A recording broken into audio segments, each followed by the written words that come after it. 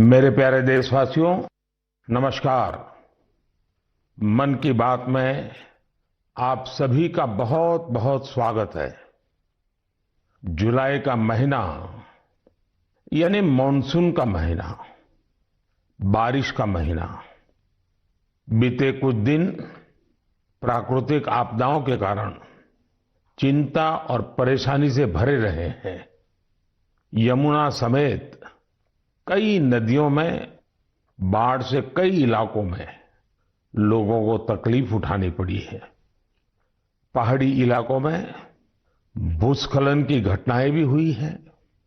इसी दौरान देश के पश्चिमी हिस्से में कुछ समय पूर्व गुजरात के इलाकों में बिपरजॉय साइक्लोन भी आया। लेकिन साथियों, इन आपदाओं के बीच हम सब देशवासियों ने फिर दिखाया है कि सामूहिक प्रयास की ताकत क्या होती है। स्थानीय लोगों ने, हमारे एनडीआरएफ के जवानों ने, स्थानीय प्रशासन के लोगों ने दिन रात लगाकर ऐसी आपदाओं का मुकाबला किया है। किसी भी आपदा से निपटने में हमारे सामर्थ्य और संसाधनों की भूमिका बड़ी होती है, लेकिन इसके साथ ही हमारी संवेदनशीलता और एक दूसरे का हाथ थामने की भावना उतनी ही अहम होती है। सर्वजन हिताय की यही भावना भारत की पहचान भी है और भारत की ताकत भी है। साथियों, बारिश का यही समय वृक्षारोपण और जल संरक्षण के लिए भी उतना ही जरूरी होता है। आजादी के अमृत महोत्सव के दौरान बने 60,000 से ज्यादा अमृत सरोवरों में भी रौनक बढ़ गई है। अभी 50,000 से ज्यादा अमृत सरोवरों को बनाने का काम चल भी रहा है। हमारे देशवासी पूरी जागरूकता और जिम्मेदारी के साथ जल संरक्षण के लिए नए नए प्रयास कर रहे हैं। आपको याद होगा, कुछ समय पहले मैं एमपी के शहडोल गया था।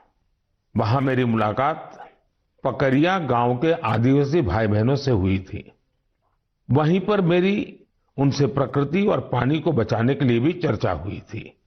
अभी मुझे पता चला है कि पकरिया गांव के आदिवासी भाई बहनों ने इसे लेकर काम भी शुरू कर दिया है। यहां प्रशासन की मदद से लोगों ने करीब 100 कुओं को वाटर रिचार्ज सिस्टम में बदल दिया है। बारिश का पानी अब इन कुओं में जाता है और कुओं से ये पानी जमीन के अंदर चला जाता है।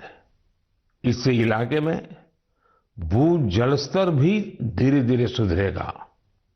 अब सभी गांव वालों ने पूरे क्षेत्र के करीब करीब 800 कुएं को रिचार्ज के लिए उपयोग में लाने का लक्ष्य बनाया है। ऐसी ही एक उत्साहवर्धक खबर यूपी से आई है। कुछ दिन पहले उत्तर प्रदेश में एक दिन में 30 करोड़ पेड़ लगाने का रिकॉर्ड बनाया गया है। इस अभियान की शुरुआत राज्य सरकार ने की, उसे पूरा वहां के लोगों ने किया। ऐसे प्रयास जन भागीदारी के साथ साथ जन जागरण के भी बड़े उदाहरण हैं। मैं चाहूंगा कि हम सब भी पेड़ लगाने और पानी बचाने के इन प्रयासों का हिस्सा बने। मेरे प्यारे देशवासियों, इस समय सावन का पवित्र महीना चल रहा है। सदाशिव महादेव की साधना आराधना के साथ ही सावन हरियाली और खुशियों से जुड़ा होता है। इसलिए सावन का आध्यात्मिक के साथ ही सांस्कृतिक दृष्टिकोण से भी बहुत महत्व रहा है। सावन के झूले, सावन की मेहंदी, सावन के उत्सव, यानी सावन का मतलब ही आनंद और उल्लास होता है। साथियों, हमारी इस आस्था और इन परंपराओं का एक पक्ष और भी है। हमारे ये पर्व और परंपराएं हमें गतिशील बनाते हैं। सावन में शिव आराधना के लिए कितने ही भक्त कांवड़ यात्रा पर निकलते हैं। सावन की वजह से इन दिनों 12 ज्योतिर्लिंगों में भी खूब श्रद्धालु पहुंच रहे हैं। आपको ये जानकर भी अच्छा लगेगा कि बनारस पहुंचने वाले लोगों की संख्या भी रिकॉर्ड तोड़ रही है। अब काशी में हर साल 10 करोड़ से भी ज्यादा पर्यटक पहुंच रहे हैं। अयोध्या, मथुरा, उज्जैन जैसे तीर्थों पर आने वाले श्रद्धालुओं की संख्या भी तेजी से बढ़ रही है। इससे लाखों गरीबों को रोजगार मिल रहा है, उनका जीवन यापन हो रहा है। ये सब हमारे सांस्कृतिक जन जागरण का परिणाम है। इसके दर्शन के लिए अब तो पूरी दुनिया से लोग हमारे तीर्थों में आ रहे हैं। मुझे ऐसे ही 2 अमेरिकन दोस्तों के बारे में पता चला है जो कैलिफोर्निया से यहां अमरनाथ यात्रा करने आए थे। इन विदेशी मेहमानों ने अमरनाथ यात्रा से जुड़े स्वामी विवेकानंद के अनुभवों के बारे में कहीं सुना था। उससे उन्हें इतनी प्रेरणा मिली कि खुद भी अमरनाथ यात्रा करने आ गए। ये इसे भगवान भोलेनाथ का आशीर्वाद मानते हैं। यही भारत की खासियत है कि सबको अपनाता है, सबको कुछ न कुछ देता है। ऐसी ही एक फ्रेंच मूल की महिला है शार्लोट शोपा। बीते दिनों जब मैं फ्रांस गया था तो इनसे मेरी मुलाकात हुई थी। शार्लोट शोपा एक योगा प्रैक्टिशनर है, योगा टीचर है और उनकी उम्र 100 साल से भी ज्यादा है। वो सेंचुरी पार कर चुकी है। वो पिछले 40 साल से योग प्रैक्टिस कर रही हैं। वो अपने स्वास्थ्य और 100 साल की इस आयु का श्रेय योग को ही देती हैं। वो दुनिया में भारत के योग विज्ञान और इसकी ताकत का एक प्रमुख चेहरा बन गई है। इनसे हर किसी को सीखना चाहिए। हम न केवल अपनी विरासत को अंगीकार करें, बल्कि उसे जिम्मेदारी के साथ विश्व के सामने प्रस्तुत भी करें। और मुझे खुशी है कि ऐसा ही एक प्रयास इन दिनों उज्जैन में चल रहा है। यहां देश भर के 18 चित्रकार पुराणों पर आधारित आकर्षक चित्र कथाएं बना रहे हैं। ये चित्र बूंदी शैली, नाथद्वारा शैली, पहाड़ी शैली और अपभ्रंश शैली जैसी कई विशिष्ट शैलियों में बनेंगे। इन्हें उज्जैन के त्रिवेणी संग्रहालय में प्रदर्शित किया जाएगा।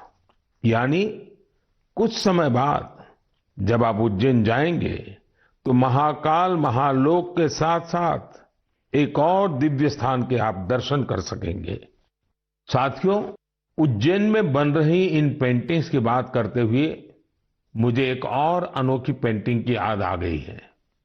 ये पेंटिंग राजकोट के एक आर्टिस्ट प्रभात सिंह मोडभाई बरहाट जी ने बनाई थी।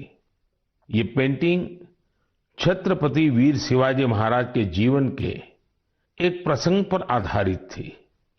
आर्टिस्ट प्रभात भाई ने दर्शाया था कि छत्रपति शिवाजी महाराज राज्याभिषेक के बाद अपनी कुलदेवी तुलजा माता के दर्शन करने जा रहे थे, तो उस समय क्या माहौल था।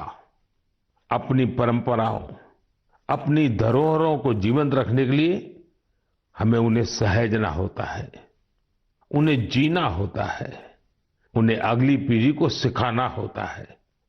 मुझे खुशी है कि आज इस दिशा में अनेकों प्रयास हो रहे हैं। मेरे प्यारे देशवासियों, कई बार जब हम इकोलॉजी, फ्लोरा, फौना, बायोडायवर्सिटी जैसे शब्द सुनते हैं तो कुछ लोगों को लगता है कि ये तो स्पेशलाइज्ड सब्जेक्ट है, इनसे जुड़े एक्सपर्ट के विषय हैं। लेकिन ऐसा नहीं है। अगर हम वाकई प्रकृति प्रेम करते हैं तो हम अपने छोटे छोटे प्रयासों से भी बहुत कुछ कर सकते हैं। तमिलनाडु में वाड़ावल्ली के एक साथी हैं सुरेश राघवन जी। राघवन जी को पेंटिंग का शौक है। आप जानते हैं, पेंटिंग कला और कैनवास से जुड़ा काम है।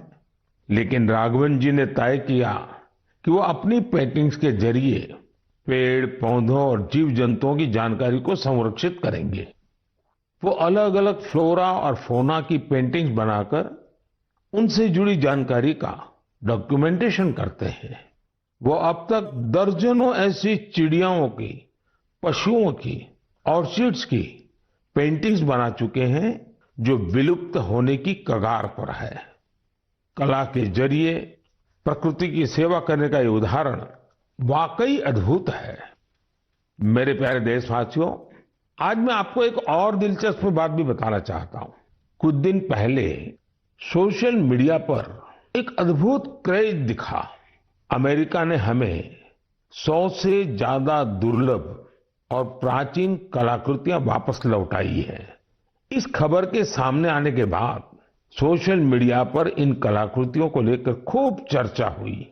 युवाओं में अपनी विरासत के प्रति गर्व का भाव दिखा। भारत लौटी ये कलाकृतियां 2500 साल से लेकर 250 साल तक पुरानी हैं। आपको यह भी जानकर खुशी होगी कि इन दुर्लभ चीजों का नाता देश के अलग अलग क्षेत्रों से है। ये टेराकोटा, स्टोन, मेटल और लकड़ी के इस्तेमाल से बनाई गई है। इनमें से कुछ तो ऐसी हैं जो आपको आश्चर्य से भर देंगी। आप इन्हें देखेंगे तो देखते ही रह जाएंगे।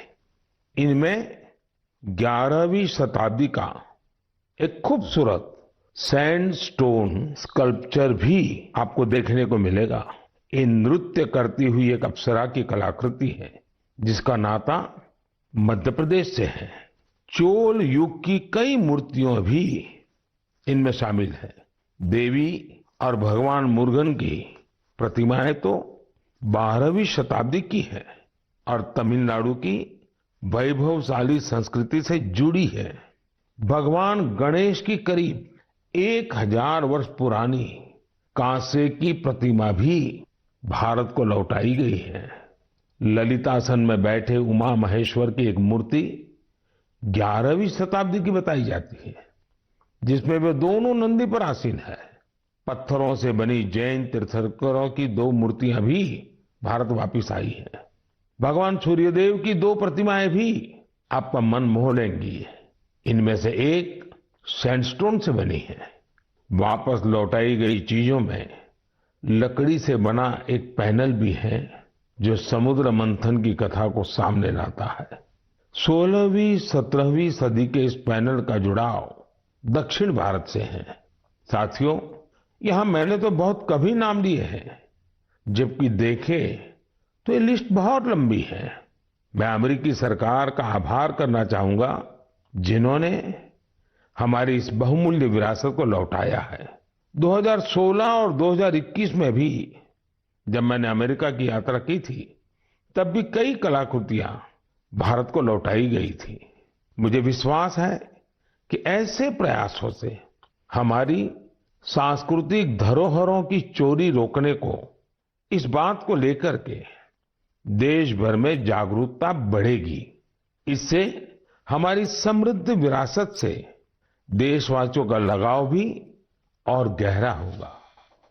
मेरे प्यारे देशवासियों, देवभूमि उत्तराखंड की कुछ माताओं और बहनों ने जो पत्र मुझे लिखे हैं वो भावुक कर देने वाले हैं। उन्होंने अपने बेटे को, अपने भाई को खूब सारा आशीर्वाद दिया है। उन्होंने लिखा है कि उन्होंने कभी कल्पना भी नहीं की थी कि हमारी सांस्कृतिक धरोहर रहा भोजपत्र उनकी आजीविका का साधन बन सकता है। आप सोच रहे होंगे कि यह पूरा माजरा है क्या? साथियों, तो मुझे ये पत्र लिखे हैं चमोली जिले की नीति माणा घाटी की महिलाओं ने। ये वो महिलाएं हैं जिन्होंने पिछले साल अक्टूबर में मुझे भोजपत्र पर एक अनूठी कलाकृति भेंट की थी। ये उपहार पाकर मैं भी बहुत अभिभूत हो गया। आखिर हमारे यहाँ प्राचीन काल से हमारे शास्त्र और ग्रंथ इन्हीं भोजपत्रों पर सहेजे जाते रहे हैं। महाभारत भी तो इसी भोजपत्र पर लिखा गया था। आज देवभूमि की ये महिलाएं इस भोजपत्र से बेहद ही सुंदर सुंदर कलाकृतियां और स्मृति चिन्ह बना रही हैं। माणा गांव की यात्रा के दौरान मैंने उनके इस यूनिक प्रयास की सराहना की थी। मैंने देवभूमि आने वाले पर्यटकों से अपील की थी को यात्रा के दौरान ज्यादा से ज्यादा लोकल प्रोडक्ट्स खरीदें। इसका वहां बहुत असर हुआ है। आज भोजपत्र के उत्पादों को यहां आने वाले तीर्थयात्री काफी पसंद कर रहे हैं और इसे अच्छे दामों पर खरीद भी रहे हैं। भोजपत्र की यह प्राचीन विरासत उत्तराखंड की महिलाओं के जीवन में खुशहाली के नए नए रंग भर रही है। मुझे यह जानकर भी खुशी हुई है कि भोजपत्र से नए नए प्रोडक्ट बनाने के लिए राज्य सरकार महिलाओं को ट्रेनिंग भी दे रही है। राज्य सरकार ने भोजपत्र की दुर्लभ प्रजातियों को संरक्षित करने के लिए भी अभियान शुरू किया है। जिन क्षेत्रों को कभी देश का आखिरी छोर माना गया था, उन्हें अब देश का प्रथम गांव मानकर विकास हो रहा है। ये प्रयास अपनी परंपरा और संस्कृति को संजोने के साथ आर्थिक तरक्की का भी जरिया बन रहा है।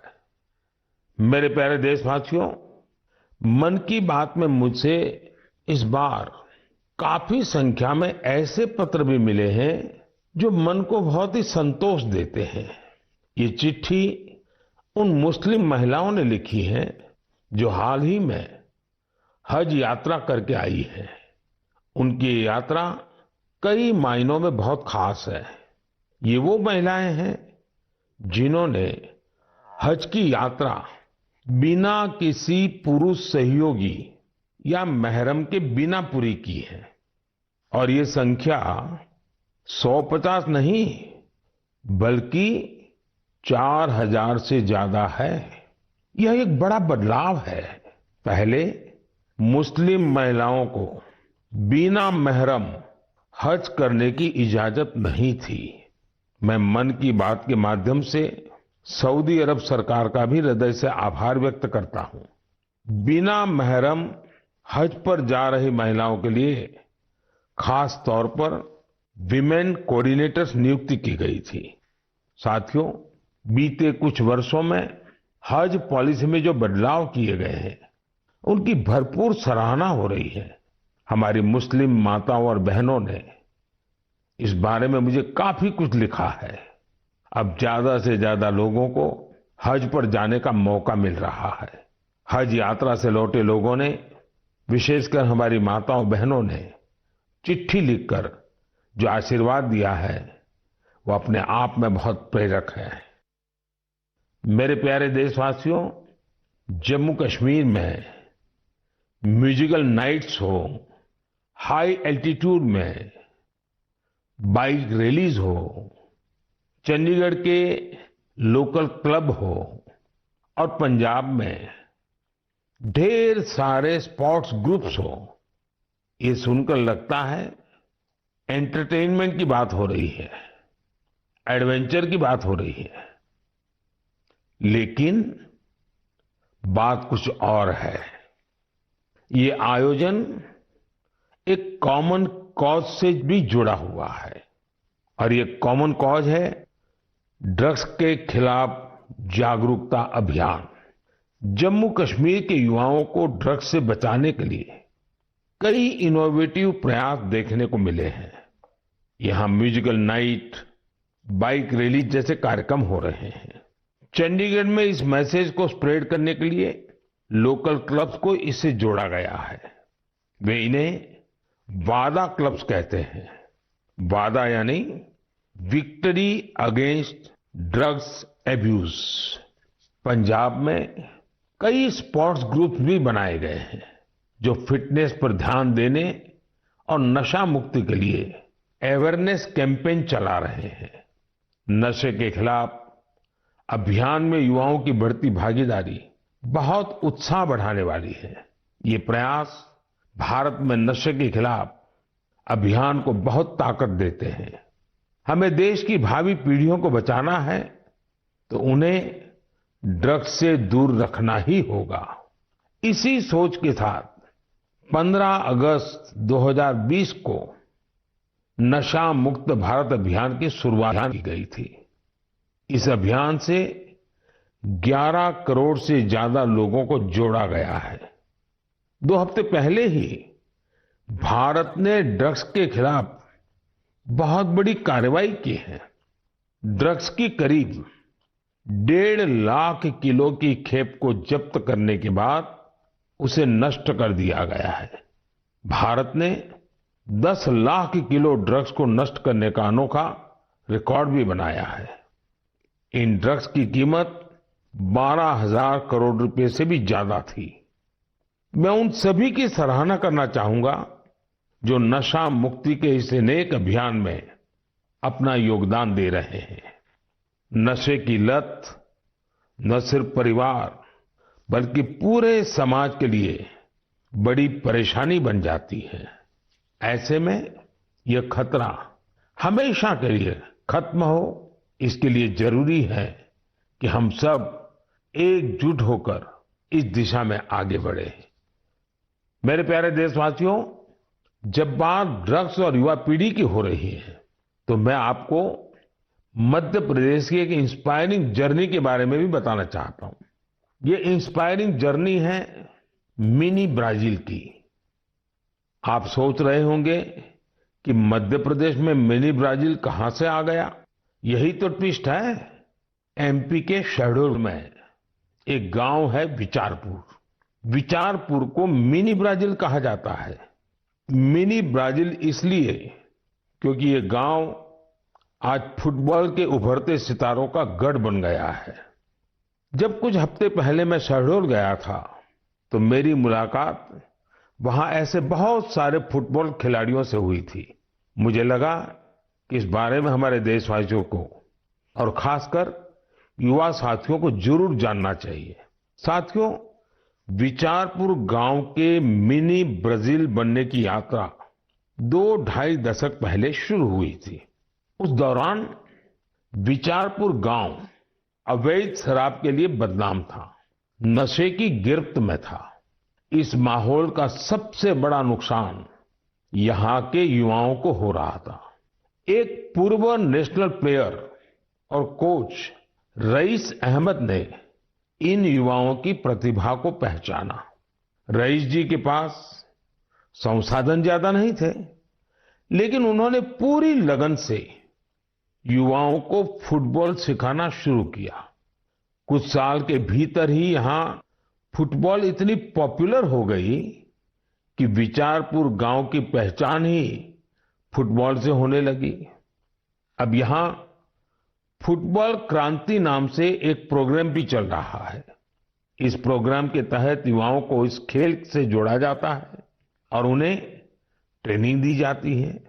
ये प्रोग्राम इतना सफल हुआ है कि विचारपुर से नेशनल और स्टेट लेवल के 40 से ज्यादा खिलाड़ी निकले हैं। ये फुटबॉल क्रांति अब धीरे धीरे पूरे क्षेत्र में फैल रही है। शहडोल और उसके आसपास के काफी बड़े इलाके में 1200 से ज्यादा फुटबॉल क्लब बन चुके हैं। यहां से बड़ी संख्या में ऐसे खिलाड़ी निकल रहे हैं जो नेशनल लेवल पर खेल रहे हैं। फुटबॉल के कई बड़े पूर्व खिलाड़ी और कोच आज यहां युवाओं को ट्रेनिंग दे रहे हैं। आप सोचिए, एक आदिवासी इलाका जो अवैध शराब के लिए जाना जाता था, नशे के लिए बदनाम था, वो अब देश की फुटबॉल नर्सरी बन गया है। इसलिए तो कहते हैं जहां चाह वहां राह। हमारे देश में प्रतिभाओं की कमी नहीं है। जरूरत है तो उन्हें तलाशने की और तराशने की। इसके बाद यही युवा देश का नाम रोशन भी करते हैं और देश के विकास को दिशा भी देते हैं।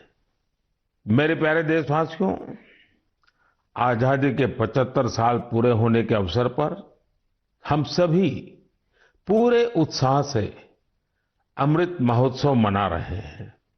अमृत महोत्सव के दौरान देश में करीब करीब 2 लाख कार्यक्रमों का आयोजन किया गया है। ये कार्यक्रम एक से बढ़कर एक रंगों से सजे थे, विविधता से भरे थे। इन आयोजनों की एक खूबसूरती ये भी रही कि इनमें रिकॉर्ड संख्या में युवाओं ने हिस्सा लिया। इस दौरान हमारे युवाओं को देश की महान विभूतियों के बारे में बहुत कुछ जानने को मिला। पहले कुछ महीनों की ही बात करें तो जन भागीदारी से जुड़े कई दिलचस्प कार्यक्रम देखने को मिले। ऐसा ही एक कार्यक्रम था दिव्यांग लेखकों के लिए राइटर मीट का आयोजन। इसमें रिकॉर्ड संख्या में लोगों की सहभागिता देखी गई। वहीं आंध्र प्रदेश के तिरुपति में राष्ट्रीय संस्कृत सम्मेलन का आयोजन हुआ। हम सभी जानते हैं कि हमारे इतिहास में किलों का, फोर्ट्स का कितना महत्व रहा है। इसी को दर्शाने वाली एक कैंपेन किले और कहानियां यानी फोर्ट से जुड़ी कहानियां भी लोगों को खूब पसंद आई। साथियों, आज जब देश में चारों तरफ अमृत महोत्सव की गूंज है, 15 अगस्त पास ही है, तो देश में एक और बड़े अभियान की शुरुआत होने जा रही है। शहीद वीर वीरांगनाओं को सम्मान देने के लिए मेरी माटी मेरा देश अभियान शुरू होगा। इसके तहत देश भर में हमारे अमर बलिदानियों की स्मृति में अनेक कार्यक्रम आयोजित होंगे। इन विभूतियों की स्मृति में देश की लाखों ग्राम पंचायतों में विशेष शिलालेख भी स्थापित किए जाएंगे। इस अभियान के तहत देश भर में अमृत कलश यात्रा भी निकाली जाएगी। देश के गांव-गांव से, कोने-कोने से 7500 कलशों में मिट्टी लेकर ये अमृत कलश यात्रा देश की राजधानी दिल्ली पहुंचेगी। ये यात्रा अपने साथ देश के अलग-अलग हिस्सों से पौधे लेकर भी आएगी। 7500 कलश में आई माटी और पौधों से मिलाकर फिर नेशनल वॉर मेमोरियल के समीप अमृत वाटिका का निर्माण किया जाएगा। ये अमृत वाटिका एक भारत श्रेष्ठ भारत का भी बहुत ही भव्य प्रतीक बनेगी। मैंने पिछले साल लाल किले से अगले 25 वर्षों के अमृतकाल के लिए पंच प्राण की बात की थी। मेरी माटी मेरा देश अभियान में हिस्सा लेकर हम इन पंच प्राणों को पूरा करने की शपथ भी लेंगे। आप सभी देश की पवित्र मिट्टी को हाथ में लेकर शपथ लेते हुए अपनी सेल्फी को yuva.gov.in पर जरूर अपलोड करें। पिछले वर्ष स्वतंत्रता दिवस के अवसर पर हर घर तिरंगा अभियान के लिए जैसा पूरा देश एक साथ आया था, वैसे ही हमें इस बार भी फिर से हर घर तिरंगा फहराना है और इस परंपरा को लगातार आगे बढ़ाना है। इन प्रयासों से हमें अपने कर्तव्यों का बोध होगा, देश की आजादी के लिए दिए गए असंख्य बलिदानों का बोध होगा, आजादी के मूल्य का एहसास होगा। इसलिए हर देशवासी को इन प्रयासों से जरूर जुड़ना चाहिए। मेरे प्यारे देशवासियों, मन की बात में आज बस इतना ही। अब कुछ ही दिनों में हम 15 अगस्त आजादी का ये महान पर्व का हिस्सा बनेंगे। देश की आजादी के लिए मर मिटने वालों को हमेशा याद रखना है। हमें उनके सपनों को सच करने के लिए दिन रात मेहनत करनी है और मन की बात देशवासियों की इसी मेहनत को, उनके सामूहिक प्रयासों को सामने लाने का ही एक माध्यम है। अगली बार कुछ नए विषयों के साथ आपसे मुलाकात होगी। बहुत बहुत धन्यवाद। नमस्कार।